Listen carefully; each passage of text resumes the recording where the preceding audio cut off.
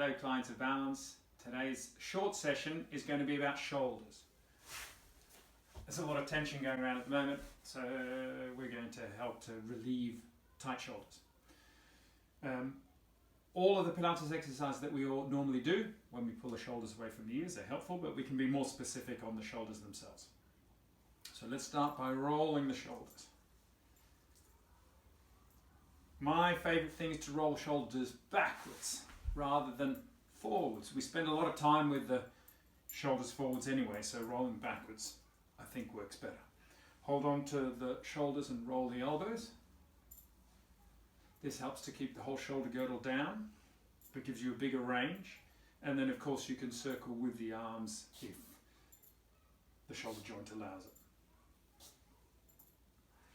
Let's turn the elbows, or turn the arms out at the elbows, keeping the elbows fixed in space. Doesn't really matter how far you go here. What you're trying to do is maintain symmetry so that you're going the same distance on both sides.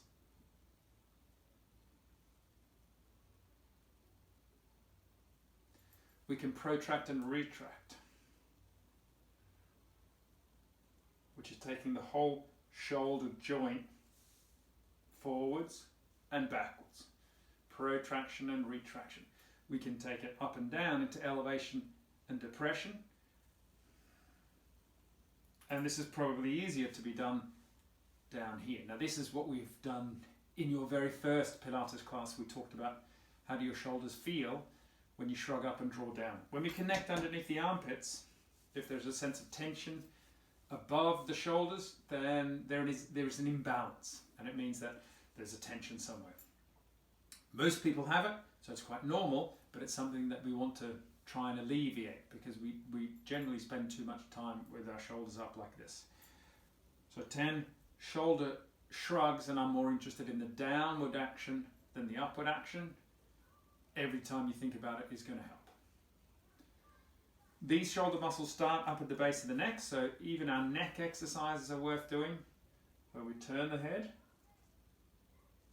and we want to be able to go evenly to both sides, and when we bring an ear to the shoulder. Now if we want to take this a little bit further, then we would take ear to the shoulder, with this hand hold on, so we're not pulling with this hand, we're just holding the head still, and with this arm the elbow draws down. And that should create more of a stretch. If you want to take that stretch further around to the back of the neck, you look down into your armpit a little bit and draw down there. And release. Come up and do the same on the other side. Ear to the shoulder, hold on with this hand and draw down with this elbow. If you're doing it standing up, you can do it with the hand. I'm just running out of space.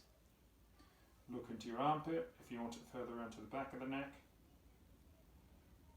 and relax there. So this you could do sitting, standing, walking, in the car, at a desk, wherever you want. But if you aren't going to be able to get down onto your mat, protraction and retraction here is really good because you're working against gravity. Now we used to do it's a body control exercise, so you used to do more of these, but shoulder drops are beautiful. You reach one arm up and then you drop it back down into place. One arm and thud it back down. I reckon it's better done one-sided rather than trying to thud both arms down. That's a bit awkward. So just thud one arm down and then the other. Here we can do Isle of Man arms. If you think of the coat of arms on the Isle of Man, it's 3 arms bent in same sort of direction. Clearly we don't have 3 arms, but it's the Isle of Man arms, which is perfect because that's where Joseph Pilates was interred during the First World War. Anyway, so we've done protraction and retraction. We can do elevation and depression. Now this is elevation and depression of the shoulder joint. So in reality, that is elevating the hand and the whole arm, but in terms of shoulder joint movement, that's called protraction and retraction, and this is called elevation and depression. And to do those two sets lying down feels different to how it feels sitting up or standing up. Here we can also turn the head from side to side, and because gravity affects us differently, it's a nice thing to do. What I suggest is leaving the head still at the back and kind of roll the head in an arc. If you need a cushion behind here, excuse me, yes I am tired. If you need a cushion behind here, then that's fine. So you can do it with the head on the cushion, so long as the neck muscles aren't working too hard. Okay, let's look at lying on your side for shoulders. The picnic shoulder. Making sure that the elbow is directly below the shoulder. Knees are bent, and we can hang down and press away. Hang down and press away. So the hanging down is the distance that we have here is dependent on the length of our tendons and ligaments that are holding us together. And it's easier to hang out here. It is harder to be here. But now you're using muscles, you're activating muscles, and this is a much better place to be. And especially if you have weak shoulders, it's good to go through the picnic shoulder. Now don't go so far that it causes any pain or discomfort, so just stay within a pain-free range. So if this is as far as you can move without causing pain, perfect. That's all you're going to do today, tomorrow and the next day, and then maybe next week you'll be able to reach further. So once we are able to push quite far on this one, you can support with this hand. I suggest having a flat hand if you can, because it's better than pushing on the fingers, and then you can do hip lifts. Hip lifts. Breathing out and engaging the core as you lift, obviously, and breathe out. If you want to make this a complex movement, you would breathe out to come up, take a breath in, and then breathe out to thread the needle, snake and twist. And this is a rotation on this shoulder joint. So we're going under and coming up, and under and coming up, and back down here. Obviously we do the same on the other side. If you have a weak side, then do the weak side first. Work out which one is weaker or stronger, but do the weak side first. Go to the stronger side, and then go back to the weak side. So the weak side gets 2 sessions. 2 sets in the same workout is a worthwhile thing to consider. We can be 4-point kneeling. And here, it's really good to do these protractions and retractions. Now, what we don't want to be doing is bending and straightening the arms. This is not about doing a push-up.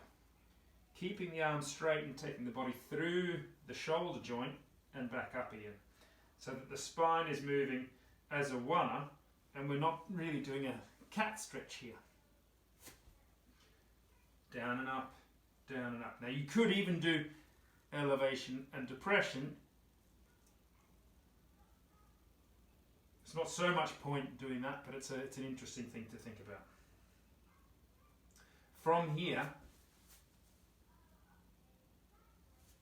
what I'd really like to think about and look at is the push-up position, where we'd step back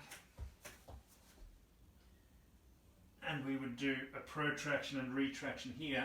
You might need to do it on the knees. The further away the knees are or up on your feet is obviously harder work. Most people, if I show you from the front, most people have their hands too far in front of them, and they let the shoulders go like this. So the shoulders are shrugged up and you're slung from the shoulders. We want to have the hands directly underneath the shoulders and to be pushed up in between. This correct push-up position, and it's correct because it's just better for the shoulder joint, tends to bring the elbows back, which makes a Pilates push-up and a more correct push-up take the elbows down to the side of the body and out, rather than out to the side, because this changes the dynamics at the shoulder. When you are doing push-ups, I don't mind where your elbows are. They should just go wherever it's most comfortable. But with the elbows going to the back of the body, it's more of a tricep push-up, back of the arm. When we're going out to the side, it's more chest. So it depends on what we're doing the push-up for. And then what your shoulders can do. I haven't got any kit at the moment, specifically because you guys don't, but if you happen to have a stretchy band, you can do external rotations like so. External rotation, hold the stretchy band in between the arms and turn out like this. What I'll do is I'll do more videos on all these things with kit. Tins of beans, if you're lucky enough to have some of those. You'll have a tin of peaches or something, and that's a perfect thing. A bottle of water. We can do some exercises with that. The shoulders are going to be quite tense from everything that we do these days, so I think it is worthwhile exercising them just a little bit more on their own, and certainly building it into all of your routines. I'm going to be making more videos for you guys, and we're getting closer day by day to having the online video classes set up for you guys as well, and I hope to see you all soon. Cheers!